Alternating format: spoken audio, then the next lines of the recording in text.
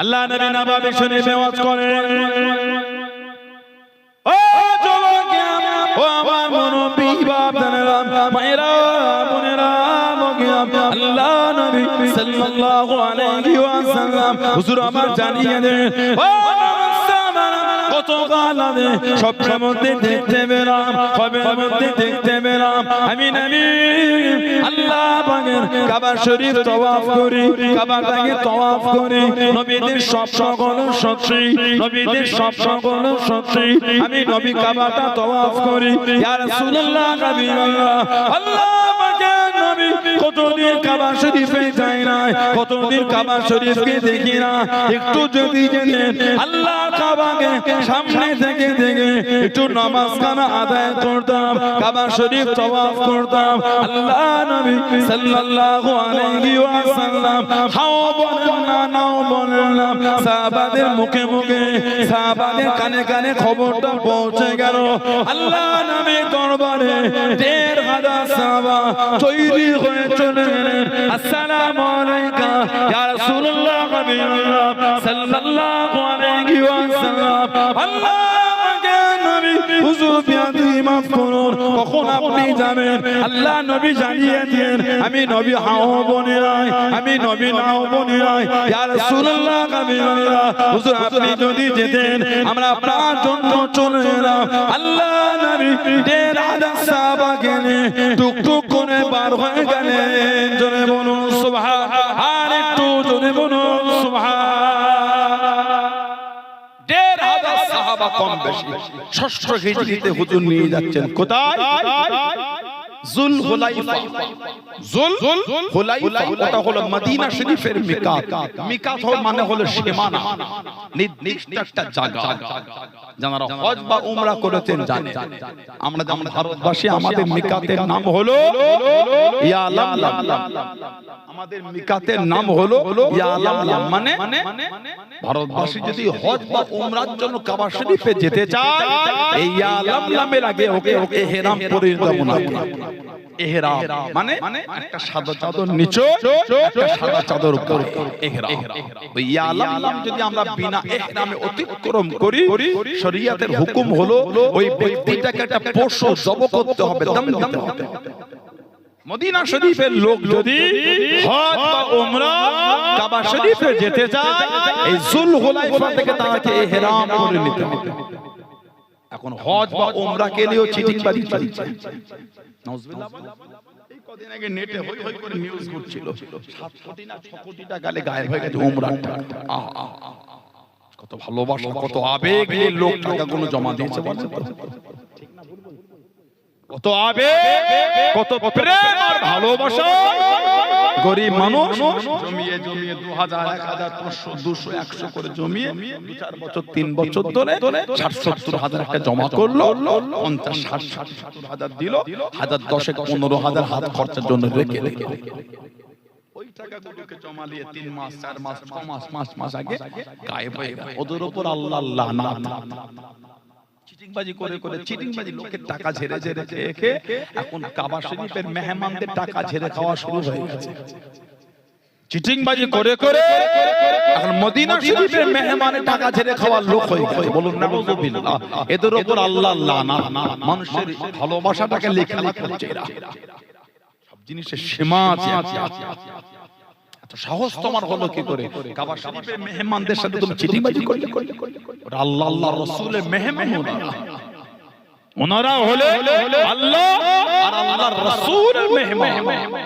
চিটিংবাজি করলেন মানে আবার আমাদের বাড়ির কিছু লোকের ভুল আছে, তখন জেনেই গেছেন আপনি প্লেনের টিকিট এত, ভিসা খরচা এত, তারপর আপনার 50,000 উমরায় হয়ে হয়ে গেল, আপনার ভুল হয়েছে।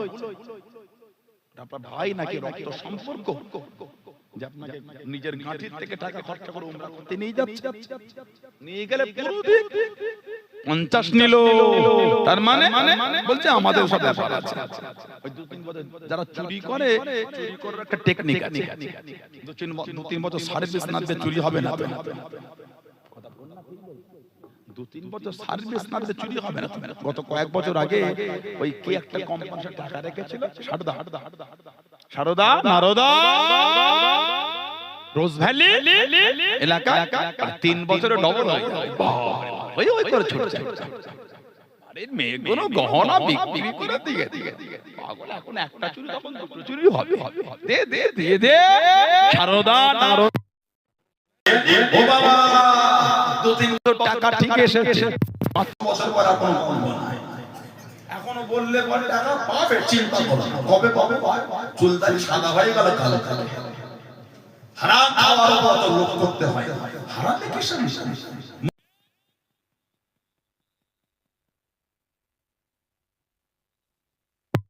একবেলা শুকিয়ে থাকবেন দুবেলা খাবে তিন বেলা শুকিয়ে থাকবেন তা তো আমরা রাজি আছি ইনশাআল্লাহ আমরা হারাম আমরা খাবো না কথা ঠিক না বলবো হারাম থেকে নিজেকে পরহেজ এমনিতেই ইবাদত কম আমল তাসবিহ তেলাওয়াত কম তা তো যদি হারাম খেয়ে নেন একটা সরষের দানা পরিমাণ শরীরে হারাম লোকমা থাকলে ইবাদত কবুল হবে না কে বলবে আর কে শুনবে আমাদের এলাকার কিছু কিছু লোকের এগুলো মজাক মনে করে আমাদের সমাজের কিছু কিছু ভাই ছেলে ব্যবসায়ী মনে করে এগুলো হুজুররা মিথ্যা বলে আল্লাহর রাসূল বলেছেন সাল্লাল্লাহু আলাইহি ওয়াসাল্লাম কি সুদখোরের টাকা সুদখোর যে টাকা খায় সুদখোর ওর ইবাদত আল্লাহর দরবারে কবুল হবে ইবাদত দরবারে ইলাহিতে পৌঁছাবে না মদখোর জান্নাতে যাওয়া দূরের কথা জান্নাতের খুশবু পাবে না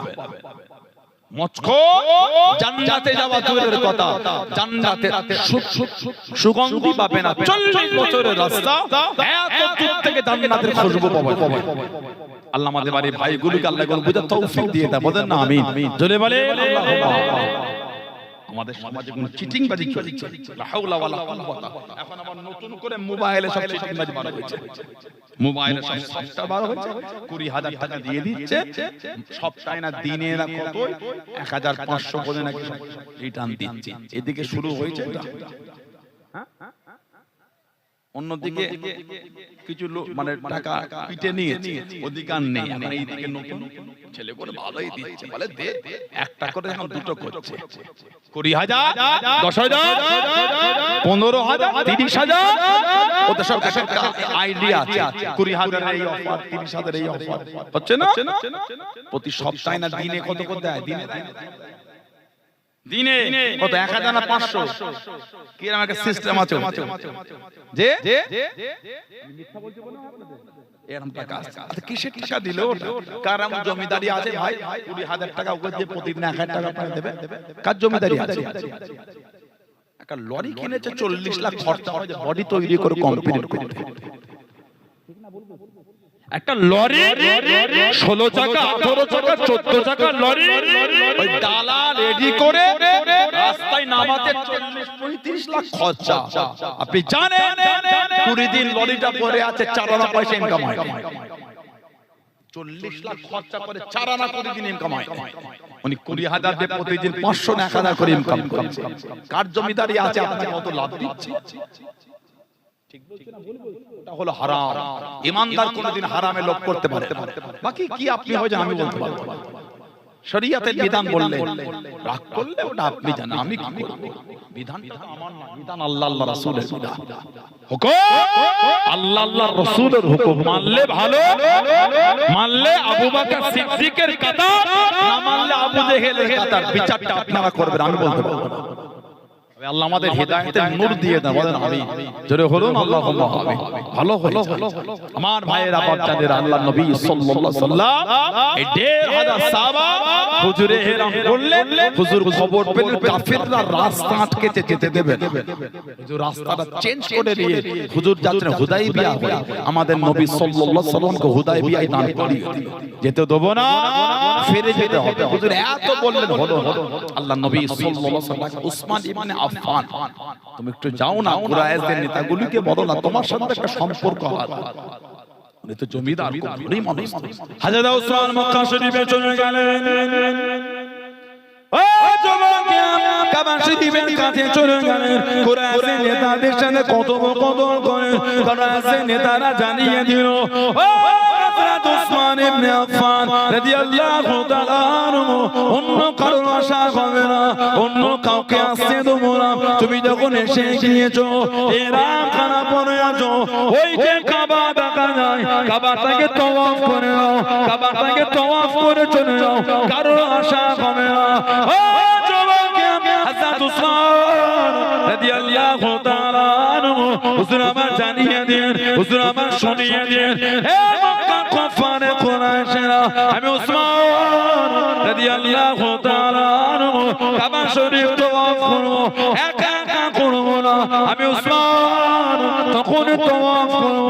আল্লাহ নবী যখন আমার সামনে তওয়াফ করবে, জোরে বলুন সুবহান, আর একটু জোরে বলুন সুবহান। ওই কাবা দেখা যায়, উনি বললেন তওয়াফ করব, একা না, হুজুরের পিছনে করব, বলুন না সুবহানাল্লাহ। হুজুরের কাছে খবর গেল, মুনাফিকরা লুটিয়ে দিল, উসমান ইবনে আফফানকে শহীদ করে দেওয়া হয়েছে।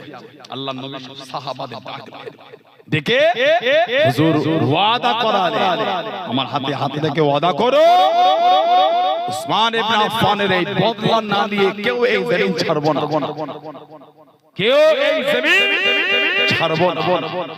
ওর মধ্যে কেউ কেউ বলে, হুজুর খবর পেলাম হযরত উসমান ইবনে আফফান রাদিয়াল্লাহু তাআলা কাবা শরীফ তওয়াফ করছে মন খুলে।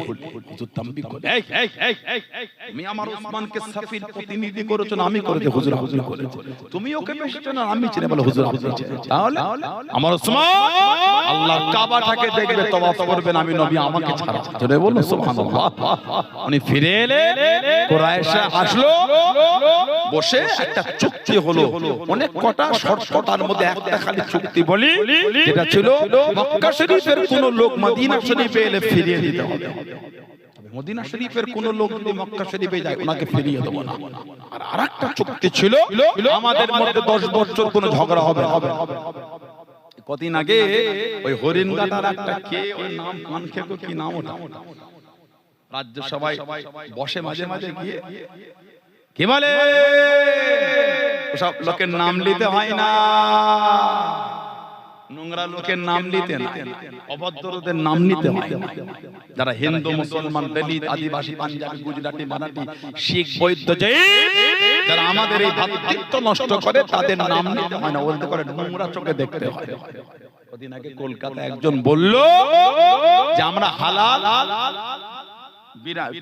মিট আর মুসলমানের দোকানে কিছু কিনবো না আর হালাল খাবো না। অবশ্যই প্রত্যেকের ব্যক্তিগত স্বাধীনতা আছে, আমাদের ব্যক্তিগত স্বাধীনতা, আমার হারাম জিনিস খাই না। আলহামদুলিল্লাহ আমি গর্বিত, আমি ইসলামের অনুসারী। সুবহানাল্লাহ বলে আমরা আনন্দিত, আল্লাহ আমাদের ঘরে ঈমানের নূরের ঘরে পাঠিয়ে দিয়েছে। জোরে বলো সুবহানাল্লাহ। তাহলে আমি তো আমার ইসলামের বিধান অন্যরকম চাপাতে পারি না। অন্য ধর্ম, অন্য পালন আমরা করব। উনি ওনার ব্যক্তিগত স্বাধীনতায় দাঁড়িয়ে বলেছেন আমরা হালাল জিনিস খাবো না। এটা তো আমাদের রাগ হওয়ার কিচ্ছু নাই, কিন্তু বলার স্পিচ শুরুটা হিংস্র স্পিচ, কথা বলার অবস্থা, ওটা তো একটা ধর্মকে ঘৃণা করে বলে, এটা তো উচিত হচ্ছে না। আমি অবশ্যই বলতে পারি, কেন আপনি কি খাবেন না খাবেন আপনার ব্যক্তিগত স্বাধীনতা, আমার তো উচিত না। আমার তো কথা বলা ঠিক না, কিন্তু বলার কথার ভঙ্গিমা তো ভালো। এই কদিন আগে এই আপনাদের ভাটপাড়ার দিকে একটা নেতা আছে, কত ডাল যে ধরেছে জীবনে বলার মতো। কি বলে উনি বলল মুসলমানদের পাঞ্চার করতে গেলে ওদের দোকানে খাওয়া বন্ধ করে দিতে হবে। আচ্ছা আপনি আমাকে সাধারণ ভাবে বলেন, সানাউল্লাহ সিদ্দিকী যদি আমি এটা বলি এই কাল থেকে হিন্দু ভাইদের দোকানে খাবে না, আমি বলা তো দূরের কথা, আমি নিজে আমাকে ঘৃণা মনে হচ্ছে যে আমি এত নোংরা হয়ে গেলাম। আমি নিজে আমাকে মনে হচ্ছে যে আমি এত নোংরা হয়ে গেলাম, আমাকে বলতে হচ্ছে। ওনাদের মনে হয় না হিন্দু মুসলমানের দোকানে কিনবে, মুসলমান হিন্দুর দোকানে কিনবে, এভাবেই তো সমাজ চলছে, এভাবেই তো দুনিয়া চলছে। আপনি তিনটে দোকানে বন্ধ করে এই হিংস্র বার্তাতে কি বোঝাতে চাইলেন? হিন্দু ভাইদের দোকান, হিন্দু ভাইরা যদি মুসলমানদের দোকানে না কেনে আমরা না খেতে পেয়ে মারা যাব? আপনাদের জানা না আমরা বছরের পর রোজা রাখতে রাজি আছি, ঈমানের জায়গায় কনসিডার করতে রাজি আছি। हम अपना गर्दन तो कटा सकता है इंशाअल्लाह, ईमान का सौदा कभी नहीं करेंगे। जोरे बोलो इंशाअल्लाह, जोरे बोले इंशाअल्लाह। আমাদের দোকানের কিনা বেচা কেনা বন্ধ করে কি ভাবো পঙ্গু হয়ে যাব? তোমরা জানো না আমরা রোজা রেখে বছরের পর বছর কাটিয়ে দেব, কিন্তু আমরা মিথ্যার কাজে মাথা নত করব না। এটা হলো আমাদের ঈমান। তোমাদের জ্ঞানী না ইসলাম সম্পর্কে, দ্বীন সম্পর্কে তোমাদের জ্ঞান। আল্লাহ নবী জিহাদের জমিনে চলে গেলেন। ও যুবকেরা, ও আমার মুরব্বি বাবারা, মায়েরা, বোনেরা, আল্লাহ নবী সাল্লাল্লাহু আলাইহি ওয়াসাল্লাম খোদার্ত হয়ে গেলেন, খোদার্ত হয়ে গেলেন, সাহাবারা খোদার্ত হয়ে গেলেন। আল্লাহ নবী কাউকে কিছু জানালেন না, সাহাবাদের একটা কাদার আল্লাহ নবী সাল্লাল্লাহু আলাইহি ওয়াসাল্লাম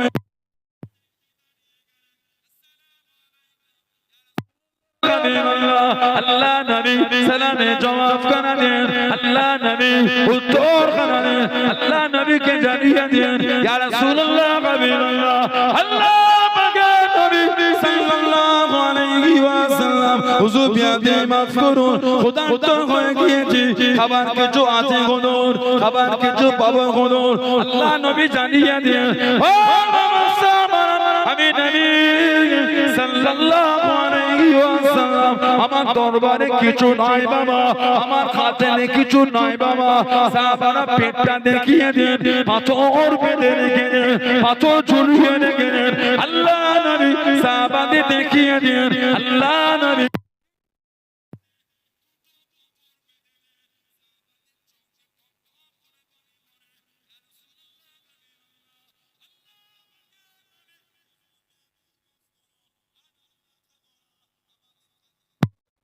আপনার নূরের চেহারাখানা দেখি আমাদের খোদা মিটে যাবে। জোরে বলুন সুবহান, আর একটু জোরে বলুন সুবহান। হুজুর একটু যদি দাঁড়ালে হুজুর আপনার চেহারা দেখে হুজুর আমাদের খোদা মিটে যাবে। বলুন আলহামদুলিল্লাহ। হুজুর আর সাহাবারা পেটে পাথর বাঁধতেন খোদার জন্য।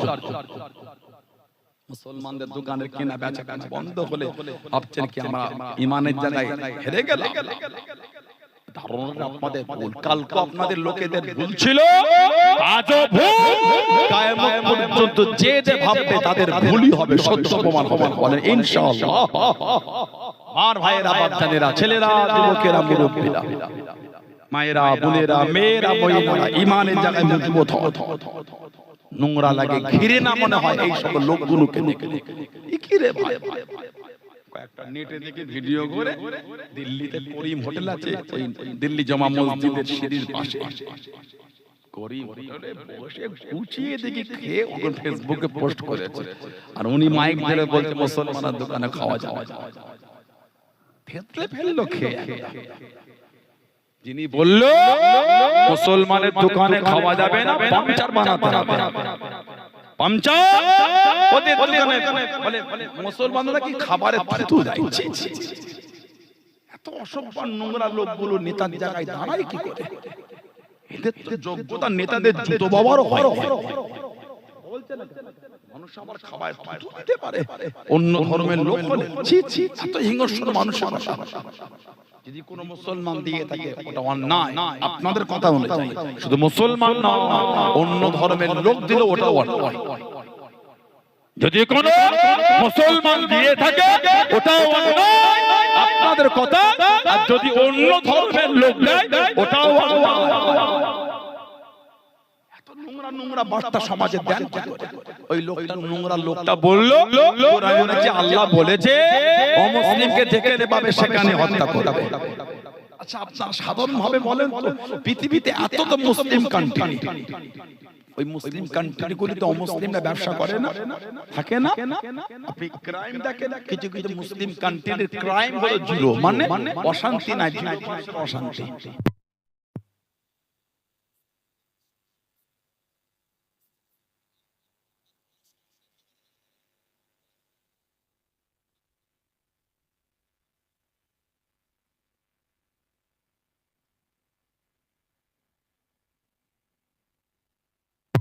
এর কথা বলার মিষ্টিতা নাই কেন?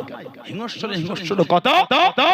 কোরআন শরীফ সূরা তাওবা 9 নম্বর সূরা 5 নম্বর আয়াত যেটা উনি কোট করেছে, সুলে হুদাইবিয়া যেটা বললাম 6ষ্ঠ হিজরি, এই 10 বছর আমাদের মধ্যে ঝগড়া হবে না।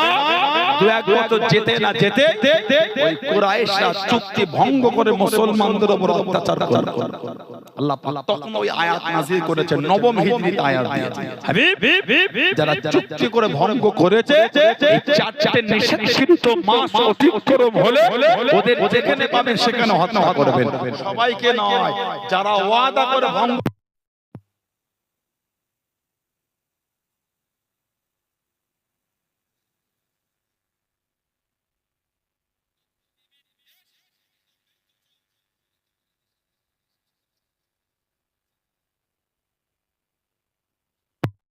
করে, ঠিক না? ও ভাই, দেশের মধ্যে সম্পর্ক নোংরা হবে, ভালো হবে না। এটা ইসলামের আয়াত আপনি বললেন, এটা তো গোটা পৃথিবীর। তার আগের আয়াতটা পরে তাদের মধ্যে কেউ যদি আশ্রয় চায় তাদের আশ্রয় দেয়, ওটাও তো লেখা আছে। ওটাও পরে যে সমস্ত মিডিয়ার ভাইরা দেখছেন, আমার যদি কোনো অমুসলিম ভাই বোন থাকে, আমি সবিনয় আপনাকে বলবো, এখানে ঝগড়া অশান্তি কিছু ব্যাপার না। আপনিও কোরআন শরীফটা গুগলে গিয়ে প্লে স্টোরে গিয়ে কোরআন শরীফ লোড করে সূরা তাওবা 9 নম্বর সূরা 1 নম্বর 2 নম্বর 3 নম্বর 4 নম্বর 5 নম্বর 6 নম্বর আয়াতের মানেগুলি পড়েন, আপনার কাছে আপনার কনসেপ্ট ক্লিয়ার হয়ে যাবে। ব্যাখ্যা তাফসীর বিশ্লেষণ কোথায় যেতে হবে? ওই সূরার আয়াতের মানেগুলো দেখলে কি দিয়া যে আল্লাহ কাদের করে বলেছেন, সবাইকে যারা চুক্তি ভঙ্গ করেছে তাদের। আল্লাহ আমাদের সকলকে বুঝার তৌফিক দান করে দাও, বলুন আমিন। আল্লাহ আমাদের সমাজে শান্তি দিয়ে দেয়, বলুন আল্লাহুম্মা আমিন। আমার ভাইয়েরা, বাচ্চারা, ছেলেরা, যুবকেরা, মুরব্বিরা, চুক্তি হলো মক্কা শরীফের কেউ চলে এলে তাকে ফিরিয়ে দিতে হবে। এই চুক্তির 1-1.5 বছরের মধ্যে চলে এসেছিলেন হযরত আবু বসির রাদিয়াল্লাহু আনহু, যার হাতে তার পায়েতে চেন দিয়ে বেঁধে রাখতেন। ছুটিয়ে হুজুরের দরবারে এলেন, রাস্তা দিয়ে গোটা রাস্তায় রক্ত টপকেছে। আল্লাহ নবীর কাছে দাঁড়িয়ে গেলেন, ও যুবক, ও আমার মুরব্বি বাবারা, মায়েরা, বোনেরা, আল্লাহ নবী সাল্লাল্লাহু আলাইহি ওয়াসাল্লাম ইয়া রাসূলুল্লাহ আল্লাহ মক্কা শরীফ থেকে চলে এসেছি, এরা আমাকে মানে, এরা আমাকে আঘাত করে, চেঁচিয়ে বেঁধে প্রহার করে। আমি আবু বসির মুসলমান হয়ে গেছি হুজুর, আমি সব ছেড়ে চলে এসেছি, আপনার কাছে থাকবো বলে। আর আমি মক্কা শরীফে যাব না, আর আমি মক্কা শরীফে ফিরবো না। আল্লাহ নবী সাল্লাল্লাহু আলাইহি ওয়াসাল্লামের নূরের পানিটা গড়িয়ে গড়িয়ে চলে যায় হযরত আবু বসির কানে। আল্লাহ নবী নূরে চোখ দিয়ে পানি গড়ায়, ও যুবক, দুদর তোরায় দাঁড়িয়ে গেল, ইয়া রাসূলুল্লাহ হাবিবাল্লাহ, ও হযরত মুহাম্মদ সাল্লাল্লাহু আলাইহি ওয়াসাল্লাম, আপনি যে ওয়াদা করে দেন, আপনি যে কথা দিয়ে দেন, আপনি যে জবান দিয়ে দেন, মক্কা শরীফের কেউ চলে এলে আপনি তাকে ফিরে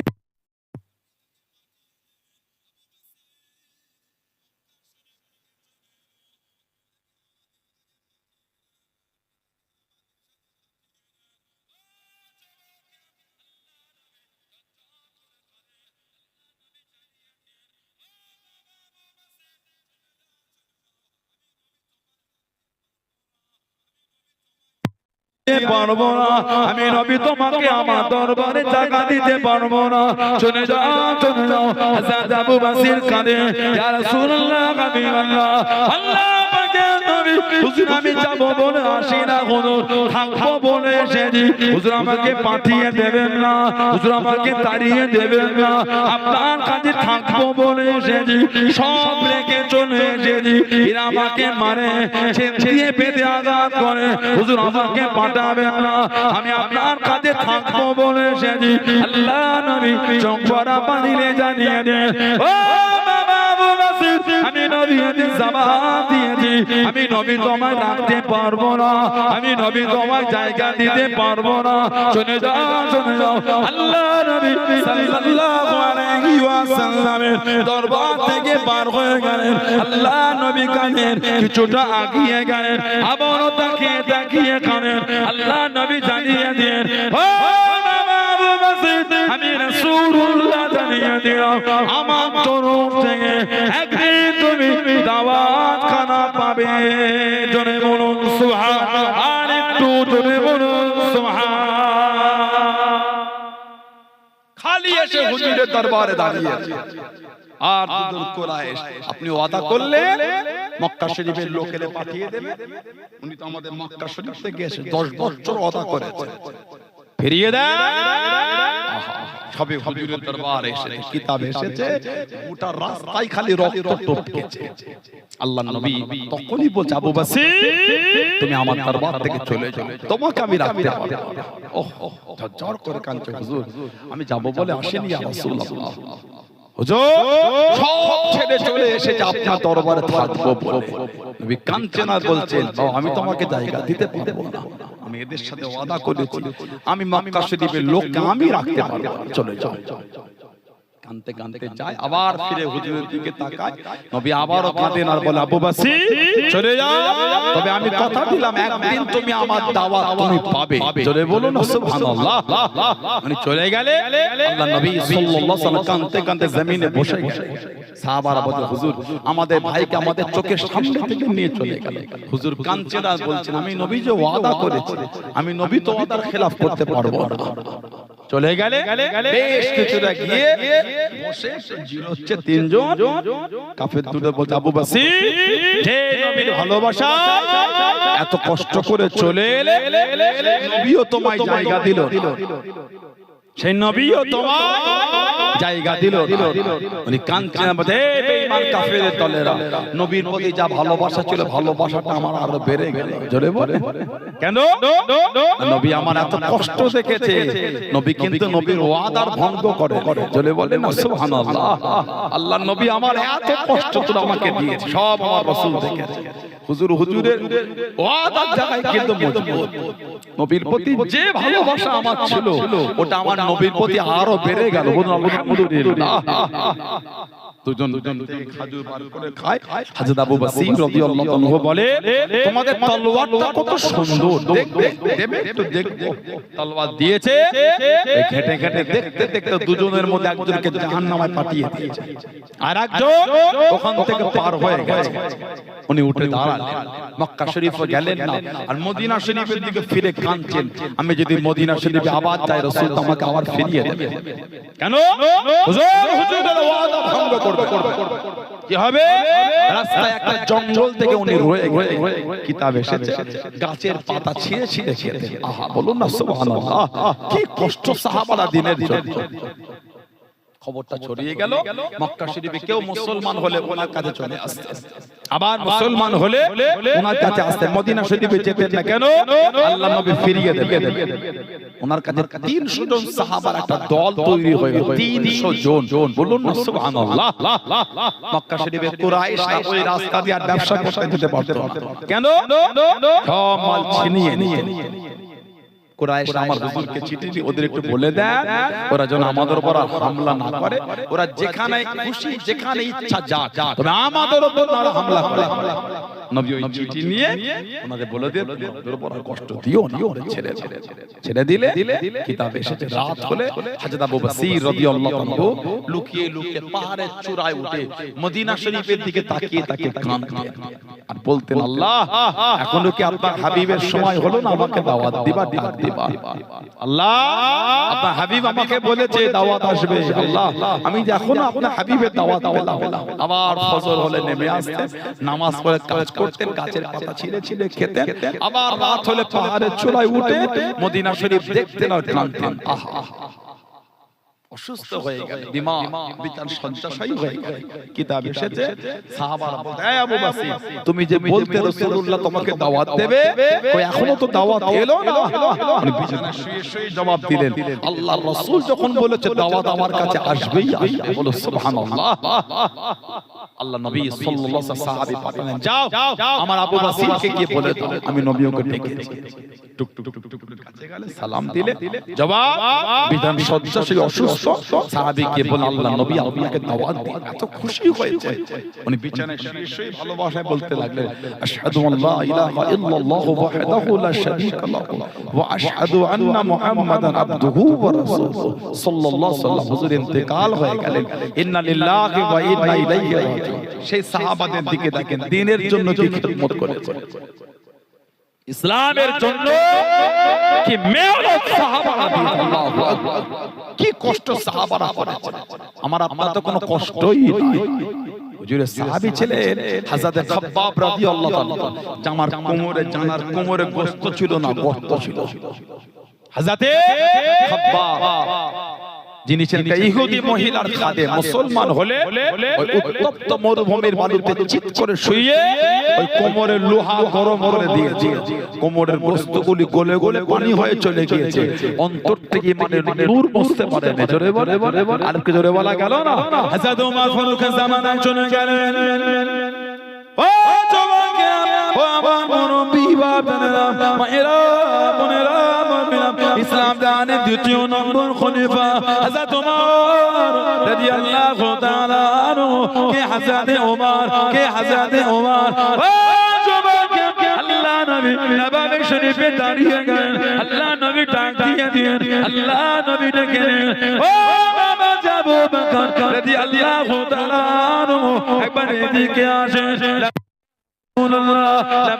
রাসূলুল্লাহ সাল্লাল্লাহু আলাইহি ওয়াসাল্লাম কাছে থেকে দাঁড়িয়ে গেলেন, ওনার হাতটাকে নিয়ে আল্লাহ নবী বুকের কাছে জড়িয়ে নিয়ে আল্লাহ নবী ডাক দিয়ে দিলেন, ও বাবা ওমর রাদিয়াল্লাহু তাআলা আনহু, একবার এদিকে আসেন। লাব্বাইকা রাসূলুল্লাহ, লাব্বাইকা রাসূলুল্লাহ সাল্লাল্লাহু আলাইহি ওয়াসাল্লাম আল্লাহ নবীর কাছে থেকে দাঁড়িয়ে গেলেন, আল্লাহ নবী ওনার কানে বাম দিকে হাতে চিপে নিয়ে দুজনে দুটো কাঁধে আল্লাহ নবী বুকের কাছে জড়িয়ে নিয়ে টুকটুক করে কেটে কেটে চলে যায়। আল্লাহ নবী জানিয়ে দেন, আল্লাহ নবী শুনিয়ে দেন, ও আমি নবী একদিকে আমার আবু বকর, একদিকে ওমর রাদিয়াল্লাহু তাআলা আনহু, কাল কিয়ামতের ময়দানে, কাল হাসরের ময়দানে আল্লাহ পাকের সামনে এইভাবে উঠবো বাবা,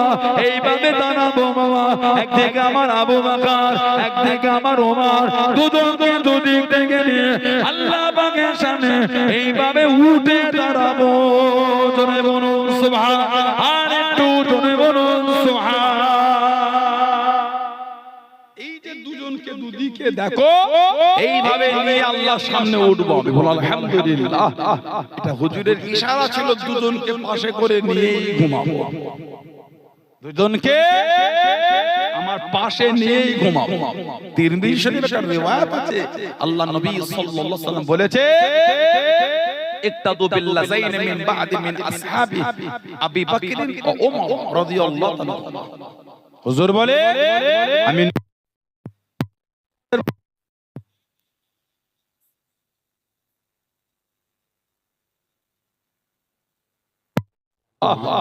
সেই হযরত ওমর রাদিয়াল্লাহু ইসলাম জাহানের দ্বিতীয় খলিফা, 10 বছর খেলাফত চালিয়েছেন। 10 বছর যে জামাটা গায়ে দিতে 15 থেকে 17 জায়গায় খালি তালিয়া তাপতে দিয়া থাকতো। সুবহানাল্লাহ বললেন না, আর বললেন আলহামদুলিল্লাহ। গোটা পৃথিবীর উম্মতের খলিফা, পৃথিবীর প্রত্যেকটা যিনি ইসলামের দ্বীনে ঝান্ডা উঠিয়েছে, আল্লাহ রাসূল জানাকে বলেছে, ওমর যে রাস্তাতে হেঁটে যাও ওই রাস্তায় শয়তান পা দেয় না। বললেন না সুবহানাল্লাহ। উনি যে জামাটা পরতেন 16 থেকে 17 জায়গায় তালি দেওয়া, ছিঁড়ে গিয়েছে সেলাই করে আবার, ছিঁড়ে গিয়েছে সেলাই করে আবার, তালি দিয়ে ওই চলছে। নতুন জামা কিনছে, বিবি বলেছিলেন একটু যদি কিছু গভর্নর চিঠি লিখে কিছু দিন অগ্রিম মাইনে নিতেন, কিছু জামা কাপড় পোশাক কিনতেন। এত দেশ বিদেশ থেকে বড় বড় নেতা আমি উজির উনি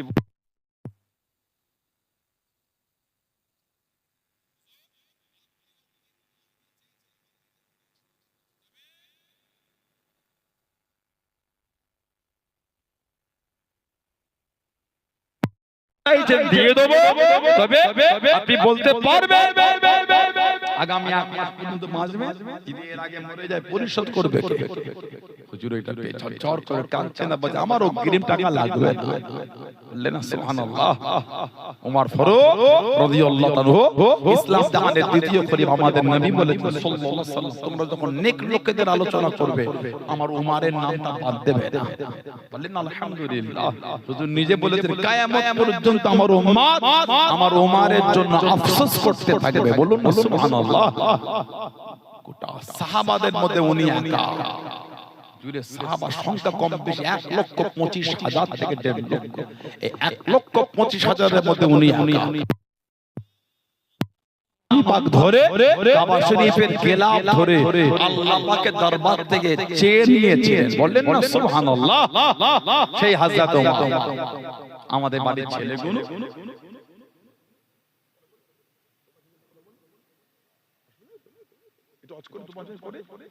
আল্লাহর নবী সাল্লাল্লাহু আলাইহি ওয়াসাল্লাম হুজুরের সাহাবী এই ছেঁড়া জামা পরতে, আমাদের বাড়ির কিছু কিছু ছেলে ছেঁড়া জামা পরে। আপনাদের এলাকায় আছে? এটা আমার দিকে তাকা। ঠান্ডাটা কম আগে থেকে, কালকে কম ছিল, পরশুদিন ঠান্ডা ছিল। গত 4 দিন আগে কঠিন অবস্থা ছিল। হুজুরের নামাজের সময় 7 ডিগ্রি সেলসিয়াস পানিটা পড়ছে, বরফ পড়ছে না পানি পড়ছে বোঝা যাচ্ছে না। একবার হাতে লাগলো আর কোনো সার পাচ্ছি না। আমার হাতে হাত আছে তো। মুসল্লি ফজরের সময় ঠান্ডার কাছে মানুষ কাবু হয়ে যাচ্ছে, মুসল্লিরা কিন্তু ঠান্ডা পানির কাছে কাবু হচ্ছে। জোরে বলে বললেন আলহামদুলিল্লাহ। ওটাই তো নাজাত। ভালোবাসা আছে বলে তো কেঁপে কেঁপে ওযু করে নামাজে ছুটছে। প্রেম না হলে ছুটতো না তো। প্রেম না হলে কেউ যেত না। আল্লাহ আল্লাহ রাসূলের ভালোবাসা আছে বলে তো কেঁপে কেঁপে ওযু করে মসজিদে কাঁপতে কাঁপতে নামাজ, কাঁপছে নামাজ, মানে ঠান্ডায় কাঁপছে। আল্লাহর দরবারে ইবাদত এত পছন্দের ইবাদত, বলো সুবহানাল্লাহ। আল্লাহ এর রাসূল আল্লাহ আমাদের নাজাত দিয়ে দেন, বলেন আমিন। বলেন আল্লাহুম্মা। নামাজ হয়ে যান ছেলে যুবকেরা, নামাজ হয়ে যান। গতকালকে গেলাম ভাঙরের মাসে, দেখলাম ওই গাবতলা বলে একটা বাজার আছে, জানেন? 6 লেস পাশে গাবতলা, হাতিশালা গাবতলা। সব দেখি রাত ওই 12টা 1টা থেকে সব দেখি রাস্তা ধারে সবজি লোড করে রেখেছে, মানে ওই ভোর রাত থেকে বিক্রি হবে। আবার কিছু কিছু রাত 3টে 2:30টার সময় হোটেল করে এনে করে নিয়ে বিক্রি করে। আপনাদের এলাকায় সবজি চাষ হয় না? সবজি এলাকার ওইটা 2:30টা 3টের সময় ভ্যানে করে সবজি বাজারে নিয়ে যায় না? কোন বাজার? দত্তপুর, গোলাবাড়ি, দত্তপুকুর।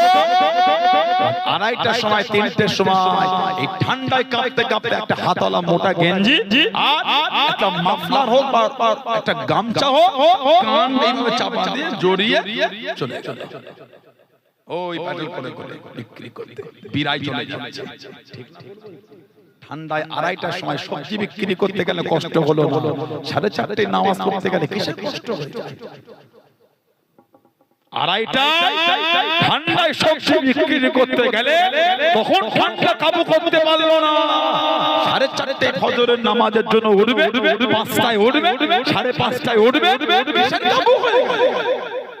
তখন ইমানের জায়গায় মুতি দিয়ে শয়তানকে ঝেড়ে তারা মেরে উঠতে, লা হাওলা ওয়ালা কুওয়াতা ইল্লা বিল্লাহ। কিসের শয়তান আপনাকে গ্রাস করবে? কেউ গ্রাস করতে পারবে না। আল্লাহ আমাদের হেফাজত করবেন। জোরে বলে আল্লাহ নবী সাল্লাল্লাহু আলাইহি ওয়াসাল্লাম নিজে বলেছেন, বিপদ আপদ মুসিবত যখন পড়বে, লা হাওলা ওয়ালা কুওয়াতা ইল্লা বিল্লাহ, লা হাওলা ওয়ালা কুওয়াতা ইল্লা বিল্লাহ, লা হাওলা ওয়ালা কুওয়াতা ইল্লা বিল্লাহ। একজন সাহাবী রাদিয়াল্লাহু তাআলা ইহুদিরা কাফিররা এই হাতে দড়ি বেঁধে করে ওনাকে ফেলে রেখেছে রোদে।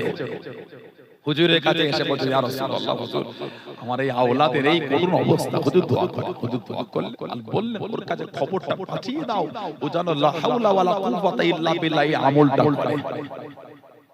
কোন ক্রমে খবর পৌঁছে গেল, জমিনের দিকে চিত হয়ে শুয়ে ওর মধ্যে শুরু করলেন। কিছুক্ষণ পরে যে আল্লাহর হুকুম হাতের রশিগুলো অটোমেটিক খুলে গেছে। বললেন না আর কি জোরে বলা গেল না? উঠলে ওনাকে কাফেররা কেউ দেখতে পাচ্ছে না। ওনার কাছে উট এসে পৌঁছে গেল, কোথা থেকে আল্লাহ হুকুম, ওই উটের উপরে উনি বাড়ি ফিরে চলে এলেন। জোরে বলুন না সুবহানাল্লাহ। আমল করতে হবে। ছোট ছোট ছোট ছোট এগুলো বেশি বড় নয় তো, যে মুখস্থ লা হাওলা ওয়ালা কুওয়াতা ইল্লা বিল্লাহ। বাড়ি থেকে বলছেন বিসমিল্লাহি তাওয়াক্কালতু আলাল্লাহ লা হাওলা ওয়ালা কুওয়াতা ইল্লা বিল্লাহ। রাস্তা ঘাটে পথে বিপদ আপদ সমস্ত মুসিবত থেকে আল্লাহ হেফাজত করবে। মোটরসাইকেলটা বার করে কান বলে চোর চোর চোর, এটা তাসবিহ পড়তে পারো না? আল্লাহ ভালোবেসে কিনা টাকা দিয়েছে বলে তো কিনেছেন আপনি। দুরূদ শরীফ পড়তে পারেন না, বিসমিল্লাহ পড়তে পারেন না, অত বড় করার কি আছে? সেই তো বাজারে কি দত্তপুকুর আড্ডা দেবে চাকা কাজ কিছু নেই। তুমি দেশের প্রাইম মিনিস্টার হয়ে যাও না, অনেক দায়িত্ব সই করতে হবে, কত দেশে সব মিটিং করতে হবে, অনলাইন করতে হবে, অফলাইন করতে হবে, ওসব শোনো। টোটো কোম্পানির ম্যানেজার, টোটো কোম্পানির ম্যানেজার ওই করে বন্ধুদের সাথে আড্ডা দেবে, অত বড় করার কি আছে? গাড়ি বার করেছো, চাবিটা ঘুরিয়ে একবার সূরা ফাতিহা পড়ে বিসমিল্লাহি তাওয়াক্কালতু আলাল্লাহ পড়ে লা হাওলা ওয়ালা কুওয়াতা ইল্লা বিল্লাহ ইমান আস্তা দুরূদ শরীফ পড়তে পড়তে যাও, হেফাজত কে করবে? হেফাজত আল্লাহ করবেন। জোরে বলো, বললেন আলহামদুলিল্লাহ। আমার ভাইরা, বাপদাদেরা, ছেলেরা, যুবকেরা, মুরব্বিরা ভালো হয়ে যায়, ভাইরা ভালো হয়ে যায়, নামাজি হন, পরিবর্তন হন। আমাদের বাড়ির ছেলে ছিনা ছেঁড়া জামা এলাকায় পড়ে তো, পড়তে পড়তে ছিঁড়ে গেল। কোন ছেলেটা পড়তে পড়তে ছিঁড়ে গেল? ওই জামা পরে ঘুরছে, দেখান তো কি রে তোর জামার পকেটটা উল্কি হয়েছে রে, জমিদারের ছেলে ছেঁড়া জামা পরে বাজারে পরা যাবে। আর ওই ছেলেটা বাজার থেকে 15 জায়গায় ছেঁড়া ওই জামাটা পরে ঘুরতে পেরেছে। যে আগে এক জায়গায় ছেঁড়া থেকে বলে জমিদারের ছেলে ছেঁড়া পড়েছে, ওই ছেলেটাই তখন ঘুরিয়ে ঘুরিয়ে কিন্তু নতুন ডিজাইন। যে বললো ওর মস্তিষ্ক নোংরা, আর যে বললো ওর মস্তিষ্ক নোংরা। ঠিক না ভুল বলেছি? আগেরটা নবী সুন্নাত হচ্ছিল, ও লজ্জা পেয়ে গেল, ও ঘৃণা করল। পরেরটা শয়তানের ভক্ত হয়েছে, ও বাহাবাদি চাইলো, খুশি হয়েছে। তার মানে আমরা রাসূলের রাস্তা থেকে শয়তান রাস্তায় এগিয়ে গেছি, ওর জন্য তো রহমত কম। জামা ছিঁড়ে গেল, তালি দান, তাপ্পি দেন, গায়ে দেন, কি নিয়তে? হুজুরের সুন্নাত। ওই জামাটা পরাটাও ইবাদত হয়ে যাবে। সুবহানাল্লাহ বললেন না? আমাদের নবী বলেছেন মান হাব্বা সুন্নতি ফাকাত আহাব্বানি ওয়া মান আহাব্বানি কানা মাই ফিল জান্নাহ। যে আমি নবী আমার একটা সুন্নাতকে মজবুত করে ধরলো, ভালোবাসলো, মান হাব্বা সুন্নতি, যে আমার সুন্নাতকে ভালোবাসলো, ফাকাত আহাব্বানি, সেজন্য আমি নবী আমাকে ভালোবাসলো। আর ওয়া মান আহাব্বানি, যে আমাকে ভালোবাসলো, কানা মাই ফিল জান্নাহ, তার জায়গাটা আমার আল্লাহ দয়ায় জান্নাত করে দিয়েছেন। জোরে বলো। আরেকটা riwayat মান তামাসসাকা বিসুন্নতি ইনদা ফাসাদ উম্মতি ফালাহু আজরু মিআতি শাইই। ফিতনা ফাসাদের সময় যে আমার একটা সুন্নাতকে মজবুত করে ধরে রাখতে পারবে, আল্লাহ ওই ব্যক্তির নামে আমালে 100 শহীদের সওয়াব আল্লাহ পাক লিখে দেবেন। জোরে বলো। আল্লাহ আমাদের সুন্নাতের উপর আমল করতে তৌফিক দাও, বলুন আমিন। খাজুর গাছের পাটিতে বসবেন, চাটাই বলে না, চাটা পাটি কিনে রেখে মাঝে মাঝে বসবেন, কে নিয়েতে? হুজুরের সুন্নাত। হুজুর বসতে, হুজুর খাজুর গাছের পাটিতে ঘুমাতে, আল্লাহ আপনার হাবিব এই পাটিতে বসেছেন ঘুমিয়ে, আল্লাহ আমিও বসছি। যতক্ষণ বসবেন, বসাটা আমার আপনার ইবাদত হবে। জোরে বলে আলহামদুলিল্লাহ বললে। কে কার কথা শুনবে? শরীয়তের বিধান আমাদের কাছে এখন মজাক হয়ে গেছে। হযরতে খাব্বাব রাদিয়াল্লাহু তাআলা ওমর ফারুক ভাই, খাব্বাব কি ব্যাপার, কোমরে গোশত নাই? কোমরে চোখ দিয়ে টপ টপ করে পানি পড়ছে। হুজুর আমি যখন মুসলমান হয়েছিলাম আমাকে মরুভূমিতে শুইয়ে দিয়ে লোহা গরম করে কোমরে দিয়েছিল, গোশত গলে পানি হয়ে চলে গিয়েছে, তারপরে হুজুর আমাকে ইসলাম থেকে ওরা সরাতে পারে না। বলুন না সুবহানাল্লাহ। সেই ঈমান, সেই ভালোবাসা আল্লাহ আমাদের কবুল করেন। আল্লাহ আমাদের ঈমানের জায়গায় মজবুত করে দেন, বলুন আল্লাহুম্মা আমিন। আল্লাহ আমাদের প্রত্যেকের দ্বারা, আল্লাহ আমাদের মা বোনদের দ্বারা দয়াময় দয়া করে 5 ওয়াক্ত নামাজ আল্লাহ কায়েম করিয়ে নেন। সকলে বলুন আমিন। জোরে বলেন আল্লাহুম্মা আমিন। দুরূদ শরীফ আল্লাহুম্মা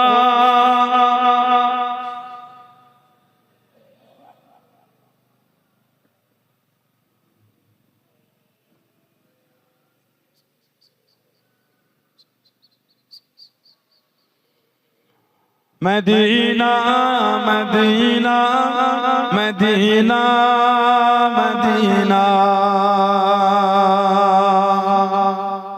मदीना मदीना है प्यारा Medina Medina Medina Medina Medina Medina Medina है प्यारा मदीना चलो चल के देखे दयारे मदीना मिलेंगे वहीं ताजेदार मदीना चलो चल के देखे दयार मदीना मिलेंगे वहीं ताजेदार मदीना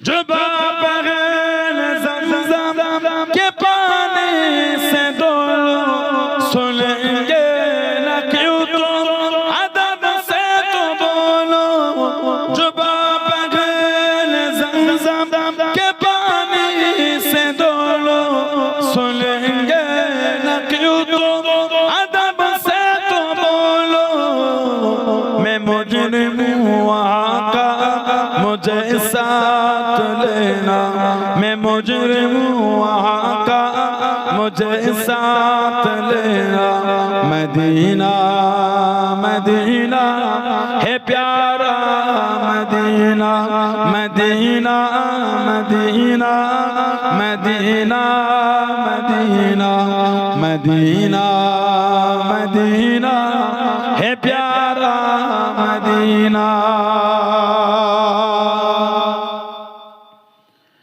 कोई नबी जरा तू सबल जा आशिक मुस्तफा का कहना है कोई नबी जरा तू सबल जा आशिक मुस्तफा का कहना हरम की ज़मीन कदम के चलना हरम की ज़मीन कदम के चलना मदीना मदीना है प्यारा Medina Medina Medina Medina Medina Medina Medina है प्यारा मदीना चलो चल के देखे दयार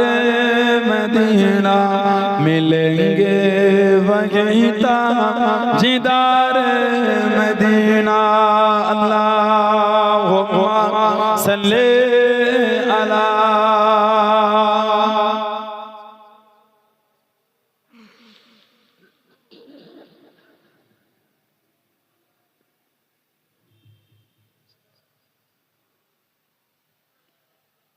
আমার ভাইরা বাপজনেরা ছেলেরা যুবকেরা মুরব্বিরা মায়েরা বোনেরা মেয়েরা মহিলারা মুক্তাসার করলাম আল্লাহ পাক আবার তৌফিক দেখাতে হবে ইনশাআল্লাহ মহব্বত ভালোবাসা সম্পর্কটা ঠিক রাখতে এই যে আমি আপনাদের কাছে এলাম আমার ভাই আমার ছোট ভাই আমাদের বেলপাড়া থেকে আমাদের জনাব সৈয়দ পীরজাদা হাম্মাম হোসেন সাহেব নিয়ে এলেন আরো আরে মোলামার ওয়াজনে সিয়াস করলেন আপনারা খুশি তো নাকি না বাজার হয়ে গেছে আপনারা এই যে মাহফিলটা হলো খুশি না আপনারা দেখি দেখি কেমন খুশি নারে তাকবীর এতগুলো যুবক গলায় জমায় ঠান্ডা নাই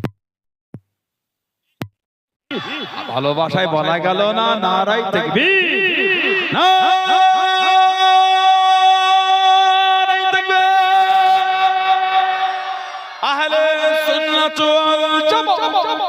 আহলে সুন্নাত ওয়াল জামাত সিলসিলায়ে মুজাদ্দিদুস ফুরফুরা শরীফে দাদা পীরে দরবারে মুরিদ মুতাকিদিন মহান ইসানে সওয়া মহান ইসানে সওয়া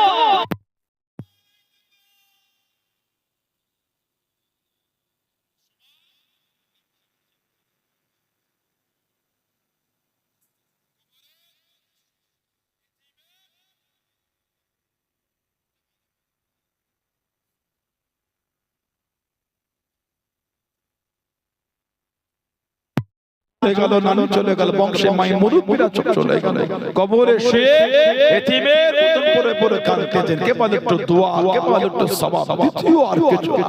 কি কার ব্যবসায় বরকত নাই, সংসারে বালা মুসিবত কাটে না, রোগ সারে না।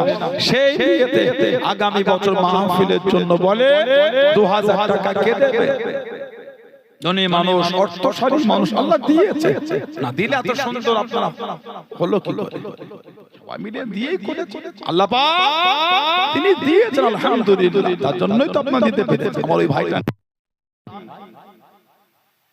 কি নাম ভাই জানে?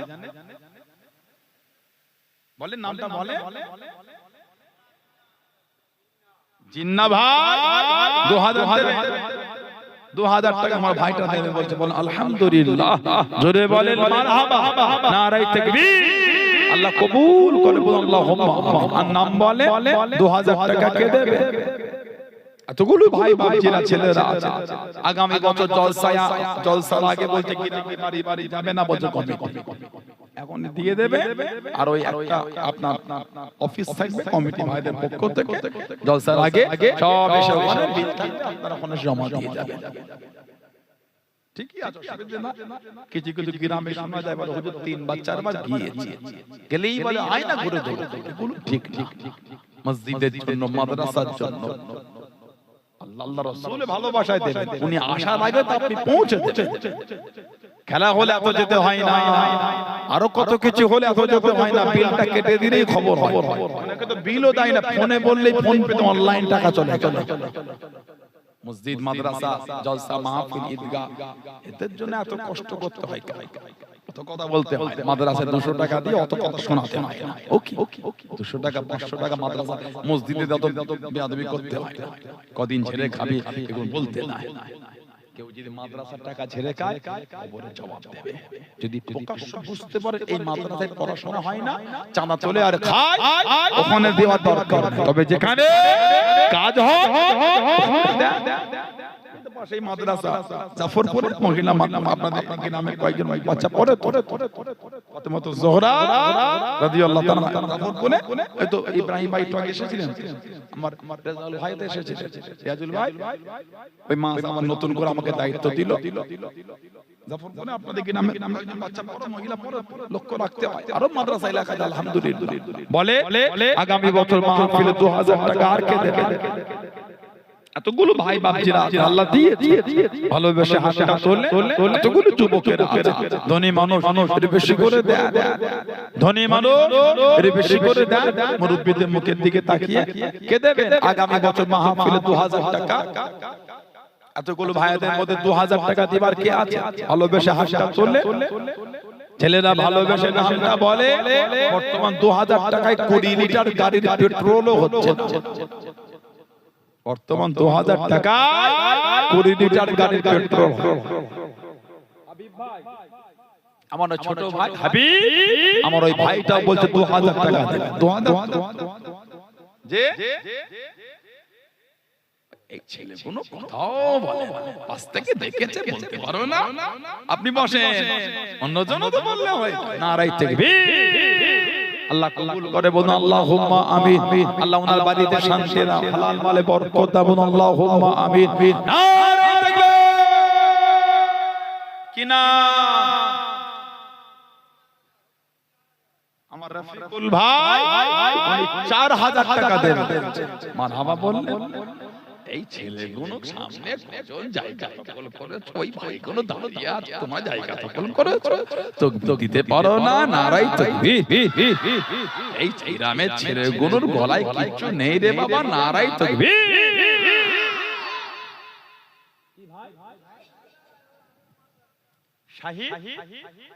শাহিদ মোল্লা আর ওনার আব্বা জান দুজন মিলে বলছে 5000 টাকা দেবেন, তাই তো?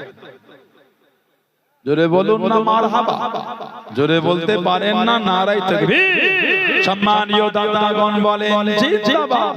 আল্লাহ পাক দানকারীদের বাড়িতে শান্তি দান, রহমত দান, বরকত দান, উন্নতি দান, বলুন আল্লাহুম্মা আমিন। আল্লাহ পাক মেহেরবানি করে দানকারীদের বংশে মায়ে মুরব্বিদের কবরগুলো জান্নাতের টুকরা করে দাও, বলুন আল্লাহুম্মা আমিন। নারায়ে তাকবীর। মাশাআল্লাহ মাশাআল্লাহ আলহামদুলিল্লাহ। বলে 2000 টাকা আর কে দিলে? ধনী মানুষ যদি বেশি করে দেন আল্লাহ দিয়েছে, না দিলে কি করে হবে? সবাই মিলে দেন, ভালোবেসে হাতটা তোলে 2000 টাকা কে দেবে? যে দেবে তো ধনী মানুষ, না দিলে হবে সব ব্যবসা করে সব ব্যবসা। শাহিদ মোল্লা, শাহিন মোল্লা 2000, আর লিয়াকত মোল্লা উনিও 2000 দেবেন। জোরে বলুন আলহামদুলিল্লাহ।